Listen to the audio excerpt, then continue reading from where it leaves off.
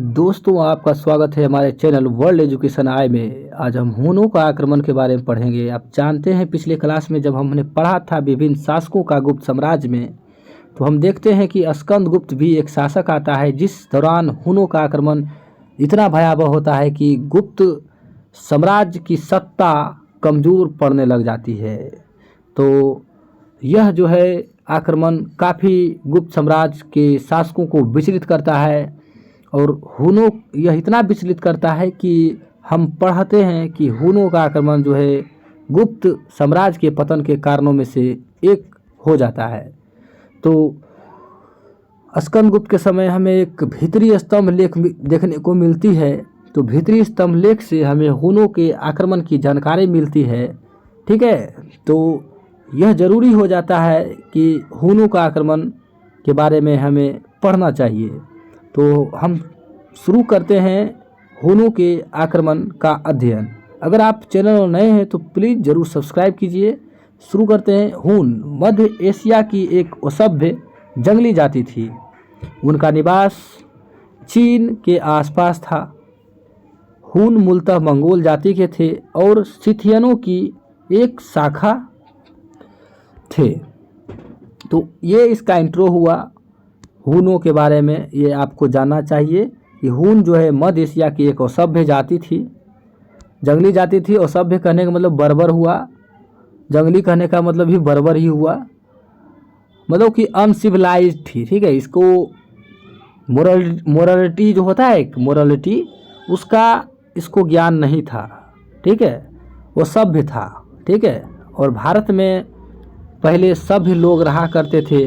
भारत सभ्य लोग के लिए विश्व भर में प्रसिद्ध थे। तो हून जो है वो सभ्य थे, वो जंगली जाति थी, ये आक्रामक होते थे। ठीक है, तो इसी के बारे में कहा गया कि हून मध्य एशिया की एक असभ्य जंगली जाति थी। उसका निवास स्थान चीन के आसपास था।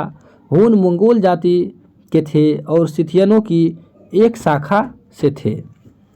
आजीविका की खोज में इधर उधर भटके तो दूसरी शताब्दी ईसा पूर्व में ये अपने मूल स्थान को छोड़ते हुए दो तरफ बढ़े। ठीक है, पहली जो शाखा थी इसकी, जो पहला गुट था कह लीजिए, मतलब दो गुट में बढ़े। एक गुट वोल्गा नदी की तरफ बढ़ी जो यूरोप में प्रवेश किया, उससे मतलब वोल्गा नदी के माध्यम से यूरोप में प्रवेश किया।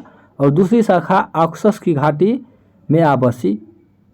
तो भारत में जो हून आए उनका संबंध इसी दूसरी शाखा से था। ठीक है, तो भारत में आने से पहले ये क्या किया, ऑक्सस घाटी के हूनों ने ईरान में तत्कालीन शासक फिरोज को पराजित करके काबुल कुषाण राज्य को नष्ट किया।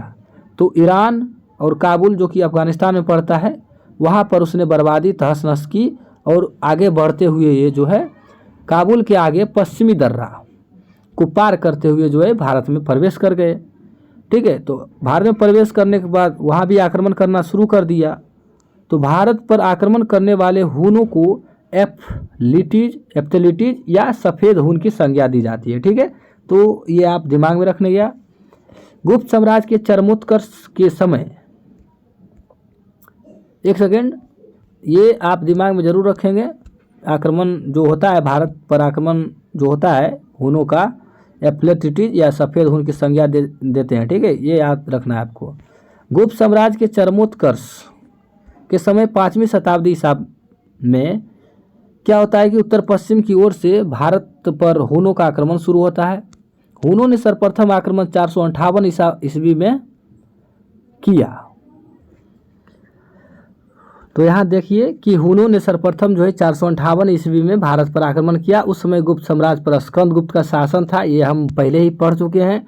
तो स्कंदगुप्त जो है जब तक रहता है तब तक हूनों को भारत में धाक जमाने नहीं देता है। तो स्कंदगुप्त बहुत ही शक्तिशाली शासक माना जाता है क्योंकि इसने हूनों को बहुत बुरी तरह से पराजित किया। लेकिन जानते हैं कि हून जो है असभ्य थे, इसको हारना पसंद नहीं था। तो ये बार बार आक्रमण करते हैं। तो बार बार आक्रमण करते हैं तो हमेशा तो स्कंदगुप्त ही शासक नहीं रहेगा। तो उसके बाद जो शासक हुए थे वो कमज़ोर शासक सिद्ध हुए क्योंकि वो हूनों का मुकाबला नहीं कर पाए। तो इससे क्या हुआ कि गुप्त साम्राज्य का व्यवस्था जो था वो चरमरा गया। इससे क्या हुआ कि गुप्त साम्राज्य का पतन होना शुरू हुआ। ठीक है, तो ये गुप्त साम्राज्य के पतन के कारणों में से एक माना जाता है हुनों का आक्रमण।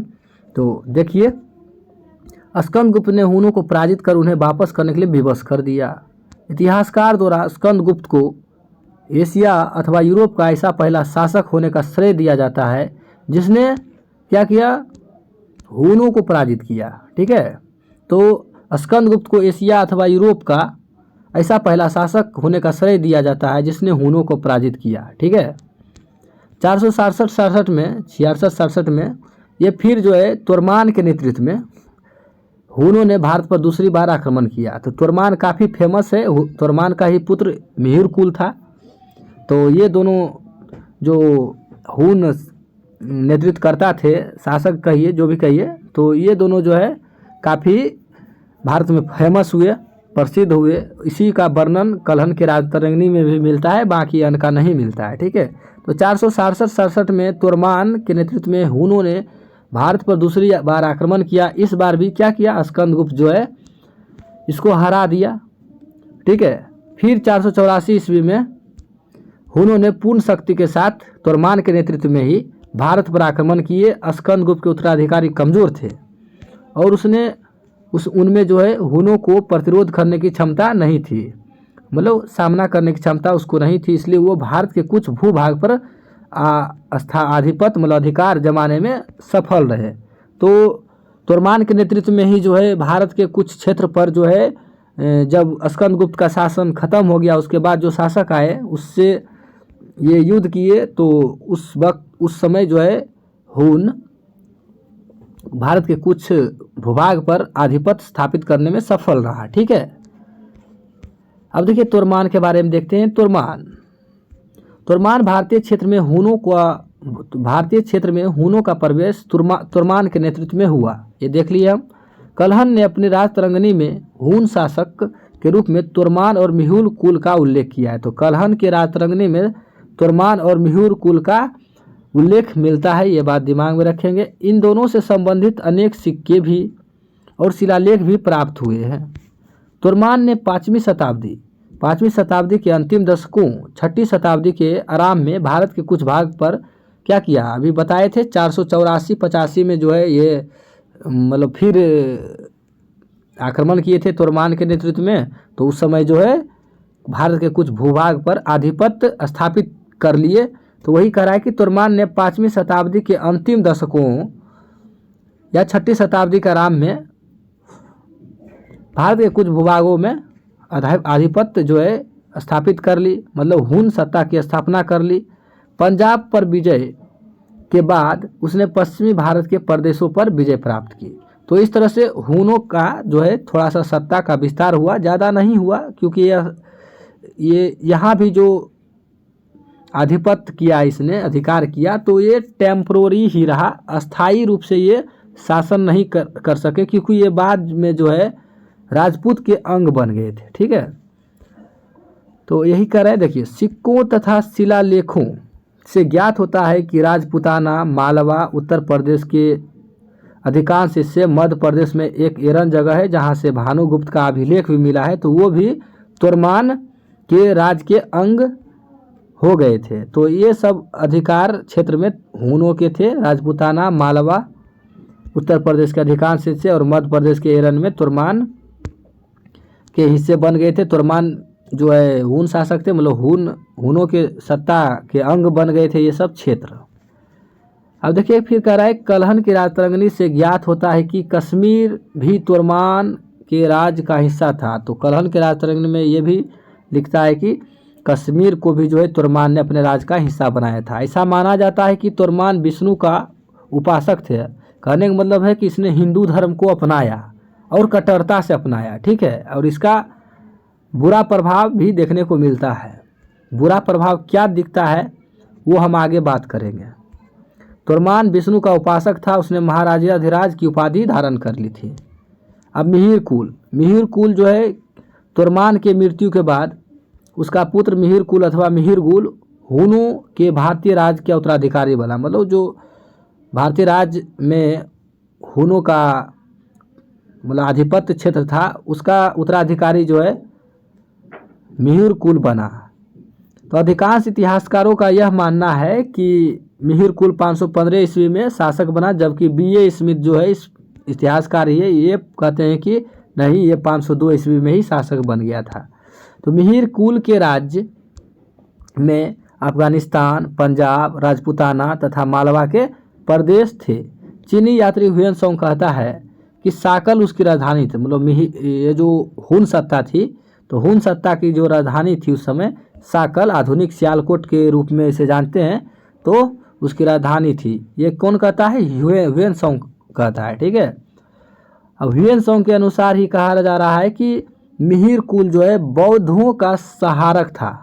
उसने अनेक बौद्ध विहारों तथा स्तूपों का नाश किया, इसलिए उसे भारतीय एटिला कहा जाता है। तो कभी कोई क्वेश्चन आपसे पूछे कि भारतीय एटिला किसे कहा जाता है, तो मिहिर कुल को आप बोलेंगे। ऐसा क्यों कहा जाता है? क्योंकि भारत में बहुत सारे स्थापत्य कला, क्योंकि देखिए गुप्त सम्राट तो भले वैष्णव धर्म और ब्राह्मण का संरक्षण किया, लेकिन ये सभी धर्मों के प्रति जो है सहिष्णुता का भाव रखा। ठीक है, मतलब किसी धर्म से इसको कोई आपत्ति नहीं थी। तो उस समय जो है बौद्ध धर्म का भी साथ साथ विकास हो ही रहा था और जैन धर्म का भी विकास हो रहा था। तो मिहिर कुल भी जो है हिंदू धर्म को अपनाया था भारत में आने के बाद, क्योंकि ये बाद में जितने भी हून वगैरह थे भारत में वो राजपूत के अंग बन गए। तो इसने जो है जो हिंदू धर्म को अपनाया तो काफ़ी कट्टरता के साथ अपनाया। तो इसको अन्य धर्मों से बड़ी घिन आती थी। तो इसने क्या किया कि बौद्धों, स्थलों, विहारों और उसका अनुयायियों का तहस नहस नाश किया। तो इसलिए इस कारण जो है इसे भारतीय एटिला कहा जाता है। ठीक है, तो इसके बारे में भी हम आगे देख लेंगे। मिहिर कुल की मृत्यु के बाद भारत में हुनों का कोई भी उल्लेखनीय शासक नहीं हुआ। ठीक है, तो ये बात बता दिए थे। जब भारत में राजपूत शक्तियों का अभ्युदय हुआ तब उन्होंने हुनों का विनाश कर दिया। मतलब जब राजपूत शक्तियों का भारत में उदय होता है तब क्या करता है उन्होंने, मतलब मिहिर कुल तक जो है राजपूत शक्तियों का अभ्युदय उतना नहीं हुआ था, लेकिन उसके बाद जो है राजपूत शक्तियों का अभ्युदय होता है। तब क्या कहता है, राजपूत हुनों का विनाश कर देते हैं। भारत के बाहर हुनों की शक्ति को तुर्कों ने नाश कर दिया। ठीक है, तो भारत में राजपूतों ने जो है नाश कर दिया और भारत के बाहर जो है तुर्कों ने नष्ट कर दिया। तो ये अब क्या करे ये, तो अंत में इसको जो है मजबूरन क्या हुआ, भारतीयों के साथ वैवाहिक संबंध स्थापित कर क्या किया, राजपूत के अंग बन गए। ठीक है, फिर हुन के आक्रमण के क्या क्या प्रभाव पड़ते थे। हुन के आक्रमण के राजनीतिक, धार्मिक, सांस्कृतिक, आर्थिक ये सभी प्रभाव पड़ते हैं। तो देखते हैं क्या क्या प्रभाव पड़ते हैं। तोरमान और मिहिर कुल जैसे शक्तिशाली शासकों के नेतृत्व के बावजूद हुन भारत में अस्थायी राज स्थापित करने में सफल रहे। बोले कि सब टेम्प्रोरी कर पाए थे, उनका वो अस्थायी राज भी इसने बनाया था, जहाँ पर अधिकार कराया था उत्तर पश्चिमी भारत के कुछ क्षेत्र तक सीमित रहा। उनका अस्थायी राज भी उत्तर पश्चिमी भारत के कुछ क्षेत्रों तक ही सीमित रहा। हुनों के आक्रमण का भारतीय राजनीति पर और समाज पर व्यापक प्रभाव पड़ा। ठीक है, तो ये आप देखें कि तोरमान और मिहिर कुल जैसे शक्तिशाली शासकों के नेतृत्व के बावजूद भी हुन भारत में अस्थायी राज स्थापित करने में सफल रहे। उनका वो अस्थायी राज्य भी उत्तर पश्चिम भारत के कुछ क्षेत्रों तक ही सीमित रहा। हुनों के आक्रमण का भारतीय राजनीति और समाज पर बहुत ही व्यापक प्रभाव पड़ा। तो देखते हैं राजनीतिक प्रभाव क्या पड़ा। राजनीतिक प्रभाव देखिए क्या प्रभाव पड़ता है। राजनीतिक प्रभाव, हुनों के आक्रमण से सर्वाधिक महत्वपूर्ण प्रभाव राजनीतिक क्षेत्र में दृष्टिगोचर होते हैं। कहने का मतलब है कि हुनों का जो आक्रमण का प्रभाव सबसे ज़्यादा दिखता है वो राजनीतिक प्रभाव दिखता है। राजनीतिक प्रभाव दिखता है, क्या राजनीतिक प्रभाव होता है कि गुप्त साम्राज्य में जो है, गुप्त साम्राज्य का शासन काल में राजनीतिक एकता जो है बनी हुई थी, व्यवस्था भी सुदृढ़ थी, तो वो सब टूट जाता है। सार हम बताए हैं, बाकी आगे देख लीजिए। हुनों का आक्रमण से सर्वाधिक महत्वपूर्ण प्रभाव राजनीतिक क्षेत्र पर पड़ता है। उनके आक्रमणों ने विशाल गुप्त साम्राज्य के विघटन का मार्ग प्रशस्त किया। ठीक है, विघटन का मतलब गुप्त साम्राज्य के पतन का मार्ग शुरू हुआ यहाँ से। ठीक है, स्कंदगुप्त के जीवित रहने तक गुप्त साम्राज्य सुरक्षित रहा, परंतु उनकी मृत्यु के पश्चात हुनों ने गुप्तों को पराजित कर दिया। मतलब उसके बाद कमज़ोर शासक हुए तो पराजित होंगे ही, और उनके साम्राज्य के एक हिस्से को अपना राज, मतलब उनके साम्राज्य के एक हिस्से पर अपना राज स्थापित कर लिया। तो वही उत्तर पश्चिमी क्षेत्र में जो हिस्सा स्थापित कर लिया था, भले ही अस्थायी नहीं कर पाए थे लेकिन स्थापित कर लिया था। तो ये प्रभाव, इसका प्रभाव क्या पड़ता है, जिससे क्या हुआ कि गुप्त साम्राज्य का विघटित हो गया, मतलब गुप्त साम्राज्य विघटन की ओर चल पड़ता है।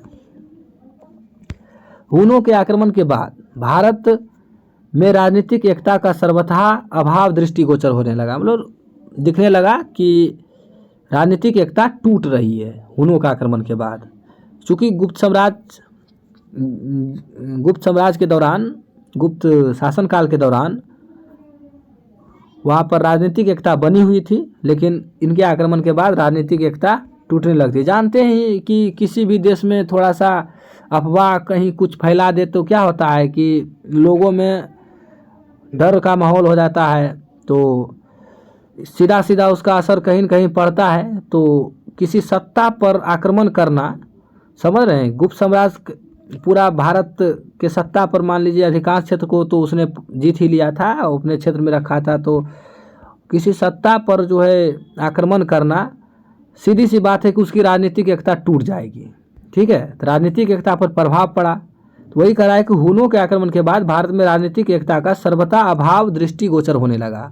गुप्तों ने संपूर्ण उत्तर भारत में अपने साम्राज्य का विस्तार किया था और सुदृढ़ शासन व्यवस्था के माध्यम से राजनीतिक एकता का भी सूत्रपात किया था। यही देखिए कहा ना कि उसने सुदृढ़ शासन व्यवस्था तो किया ही था, उसके साथ ही राजनीतिक एकता का भी सूत्रपात किया था। परंतु हुनों द्वारा गुप्तों को पराजित करने के बाद शासन व्यवस्था कमजोर पड़ गई और अशांति एवं अव्यवस्था के कारण क्या हुआ, राजनीतिक एकता जो है टूट गई। ठीक है, तो राजनीतिक एकता में एक भारी नुकसान देखने को मिलता है। फिर देखिए क्या है, हुनों के आक्रमण के बाद भारतीय शासकों में तानाशाही प्रवृत्ति का विकास हुआ। इसके पूर्व शासक सभा, समिति, मंत्री परिषद, सामंत आदि जैसी संस्थाओं से विचार विमर्श करके शासन कार्य करते थे, परंतु बाद में वह तानाशाह हो गए। इसका तात्पर्य यही हुआ, सीधा कहने का मतलब हुआ कि हुनों के आक्रमण के बाद शासक जो तानाशाह हुए, अर्थात निर्णय लेने की शक्ति अपने हाथ में कर लिए। पहले क्या करते थे कि कोई भी फैसला करने के लिए सभा, समिति, मंत्री परिषद आदि सब चीज़ का जो है राय वगैरह लिया जाता था, लेकिन हुनों के आक्रमण के पश्चात भारतीय शासकों में तानाशाही प्रवृत्ति जागृत हुई। इससे निर्णय लेने की शक्ति शासकों के हाथों में केंद्रित हो गई। ठीक है, तो सीधा सा मतलब यही हुआ कि जो फैसले वगैरह लिए जाते थे वो जो शासक हुए वो अपने हाथ में केंद्रित कर लिए। ठीक है, आगे देखिए, इनके विभिन्न प्रभावों में धार्मिक प्रभाव भी दिखता है, सांस्कृतिक प्रभाव और आर्थिक प्रभाव पर भी, भारत के आर्थिक प्रभाव पर भी इसका असर पड़ता है। तो पहले धार्मिक प्रभाव देखते हैं। धार्मिक प्रभाव में हमें ये देखने को मिलता है कि हुनों के आक्रमण का भारतीय धार्मिक व्यवस्था पर गहरा प्रभाव दृष्टिगोचर होता है, अर्थात दिखता है। गुप्तों ने धार्मिक सहिष्णुता की नीति अपनाई थी। ये बात तो समझ गए थे कि पहले ही बताई थी कि गुप्तों ने ब्राह्मण को संरक्षण दिया था, राजकीय संरक्षण दिया था, वैष्णव धर्म उसका राजधर्म था, लेकिन अन्य धर्मों के प्रति इसने सहिष्णुता की नीति अपनाई। तो इससे क्या हुआ कि अन्य धर्म का भी अबाध रूप से, जैसे उस समय बौद्ध धर्म और जैन धर्म का विकासशील था, तो उसमें कोई रुकावट पैदा नहीं हुई। उस समय जो है गुप्त शासन काल के दौरान जो है बौद्ध धर्म और जैन धर्म का भी विकास हुआ। तो वही बात लिखा गया है कि गुप्तों ने धार्मिक सहिष्णुता की नीति अपनाई थी, जिसके कारण ब्राह्मण धर्म को राजकीय संरक्षण मिलने के बावजूद बौद्ध धर्म एवं जैन धर्म का निर्बाध रूप से मतलब बिना विकास के विकास होता रहा। अब देखिए तोरमान और मिहिरकुल, चूँकि कोई भी आदमी जो है ना, आदमी की प्रवृत्ति होता है कि कोई भी धर्म अगर कोई अपनाता है तो उस धर्म के प्रति वो कट्टर होता है। कोई किसी धर्म को इसीलिए छोड़ता है जब उस धर्म के से उसको नफरत हो जाता है तो दूसरा धर्म अपनाता है, और दूसरा धर्म अपनाता है तो उसके प्रति उसके भीतर कट्टरता का भाव आ जाता है। उसी प्रकार तोरमान और मिहिरकुल जब भारत में आए तो उसने वैष्णव धर्म को अपनाया, अर्थात हिंदू धर्म को अपनाया, लेकिन इसके अंदर धार्मिक कट्टरता वाली नीति आ गई। ठीक है, तो इसका जो है निगेटिव प्रभाव बौद्धों पर बुरी तरह से मतलब काफ़ी ज़्यादा बौद्धों पर देखने को मिलता है। तो वही लिखा गया है यहाँ आगे कि तोरमान एवं मिहिरकुल ने भारत में सत्ता स्थापित करने के बाद हिंदू धर्म को तो अपनाया, लेकिन धार्मिक कट्टरता की नीति के तहत बौद्धों पर भीषण आक्रमण भी किए। मिहिरकुल ने तो बौद्ध धर्म जो स्थल वगैरह थे, स्तूप, विहार, ये साथ विनाश तो किया ही, साथ साथ बौद्ध जो अनुयायी थे उसका भी कत्ल किया। इससे उत्तर पश्चिम में क्या हुआ, उत्तर पश्चिम भारत में बौद्ध धर्म का विनाश हो गया।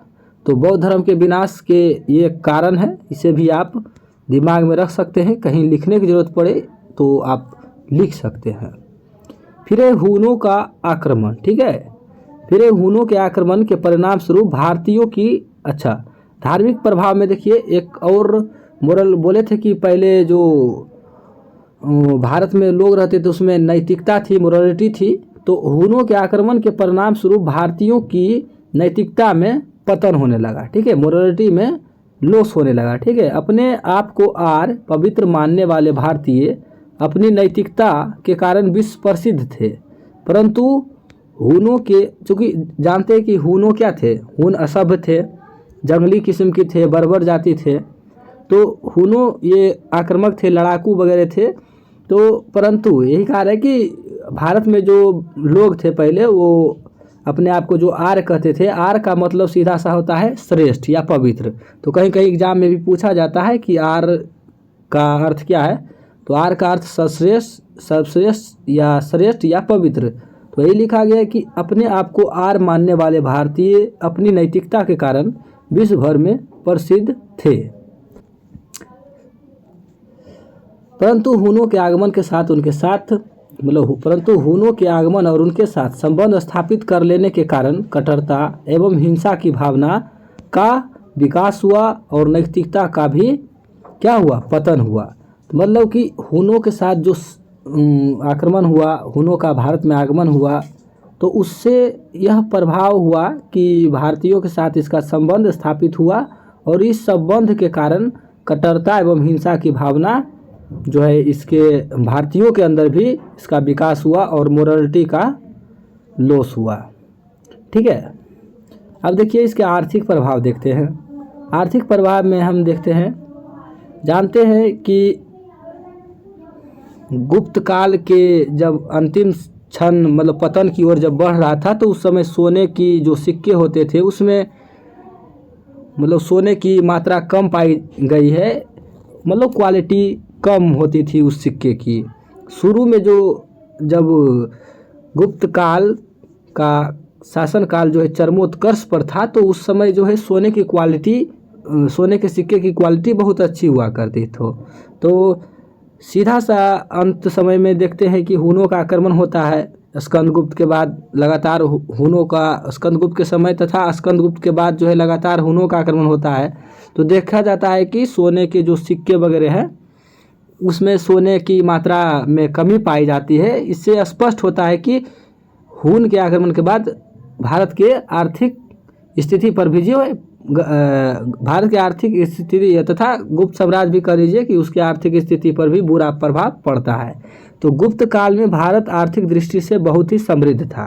ठीक है, गुप्त काल को भारत से क्यों जोड़ा जाता है, पूरे भारत से, क्योंकि गुप्त शासकों ने पूरे भारत पर अधिकांश भारतीय क्षेत्रों पर जो है शासन किया, अधिकांश भारतीय क्षेत्रों पर उसका सत्ता था। ठीक है, तो इसीलिए अगर गुप्त साम्राज्य का कोई भी लॉस होगा, आर्थिक लॉस होगा, तो ये जाहिर सी बात है कि भारत का आर्थिक लॉस होगा। ठीक है, तो तत्कालीन भारत का आर्थिक लोस देखने को मिलता है हुनों के आक्रमण के कारण। तो गुप्त काल में भारत, अब देखते हैं, गुप्त काल में भारत आर्थिक दृष्टि से बहुत ही समृद्ध था। अभी गुप्त काल की बात हो रही है, जब तक परंतु नहीं आता है।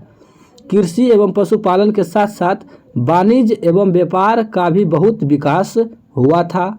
इस समय राष्ट्रीय एवं अंतर्राष्ट्रीय व्यापार उन्नति स्थिति में था। ये गुप्त काल के जब बढ़िया चरमोत्कर्ष पर था, जब अच्छी शासन स्थिति थी गुप्त साम्राज्य के समय, गुप्त काल के समय, तो उस समय तक की बात हो रही है। तो यहाँ देखा आपने कि गुप्त काल में भारत आर्थिक दृष्टि से बहुत ही समृद्ध था। कृषि एवं पशुपालन के साथ वाणिज्य एवं व्यापार का भी बहुत विकास हुआ था। इस समय राष्ट्रीय एवं अंतर्राष्ट्रीय व्यापार उन्नत स्थिति में थे। फिर है, सुदृढ़ व्यवस्था के कारण समुचित राजस्व प्रणाली प्रचलन में थी, जिससे कृषि तथा कृषि से जुड़े विभिन्न व्यवसायों की स्थिति भी अच्छी थी। ठीक है, तो यहाँ तक गुप्त साम्राज्य की स्थिति अच्छी थी। लेकिन हुनों के आक्रमण के परिणाम स्वरूप गुप्तों की साम्राज्य की सीमा विघटित हुई। आप जानते हैं कि उत्तर पश्चिमी क्षेत्रों में जो है कुछ अधिकार, मतलब ये हुन जो थे अपना अधिकार स्थापित कर लिए थे। तो इससे क्या हुआ कि गुप्तों की साम्राज्य सीमा में कमी आई, विघटित हुई और शासन व्यवस्था भी चरमरा गई। इस कारण कृषि, वाणिज्य एवं व्यापार पर प्रतिकूल प्रभाव पड़ा और भारत आर्थिक दृष्टि से क्या हुआ, कमजोर हो गया। तो ये आपने क्या देखा, आर्थिक प्रभाव। अब हम देखते हैं सांस्कृतिक प्रभाव। सांस्कृतिक प्रभाव, देखिए वही बात है। सांस्कृतिक प्रभाव क्या मतलब, गुप्त काल के दौरान विभिन्न प्रकार के कवि देखने के लिए मिलते हैं, कलाकार देखने के लिए मिलते हैं, तो स्थापत्य कला भी देखने के लिए मिलते हैं, विभिन्न प्रकार के साहित्य की रचना होती है। तो इन सभी चीज़ों को हुनों ने बर्बरता से जलाया, उसको बहुत सारे कलाकारों का वध किया। तो वही चीज़ लिखा हुआ है, उसको हम देखते हैं। हुनों की बर्बरता ने भारत के सांस्कृतिक जीवन को काफ़ी ठेस पहुंचाई, विद्वानों और कलाकारों का वध किया, साहित्यिक सांस्कृतिक पुस्तकें को जलाया, मठों, विहारों और इमारतों को नष्ट करके उन्होंने भारत की संस्कृति को क्या किया, बहुत क्षति पहुंचाई। तो ये बात हमने देखी थी। भारत में जो गुप्त साम्राज्य है उसके स्थापत्य कला और साहित्य कला, चित्रकला वगैरह के कारण इसे जो है गुप्त साम्राज्य को इतिहास का, भारतीय इतिहास का स्वर्ण युग कहा जाता है। तो इन सभी चीज़ों पर जो है हुनों ने आक्रमण किया, अर्थात विद्वानों, कलाकारों का वध किया। साहित्यिक सांस्कृतिक पुस्तकें जो उस समय गुप्त काल के समय बहुत सारी रचनाएं हुई, उनमें से बहुत सारे पुस्तकों को जलाया गया, जिससे हमें ऐतिहासिक स्रोत की कमी महसूस हुई।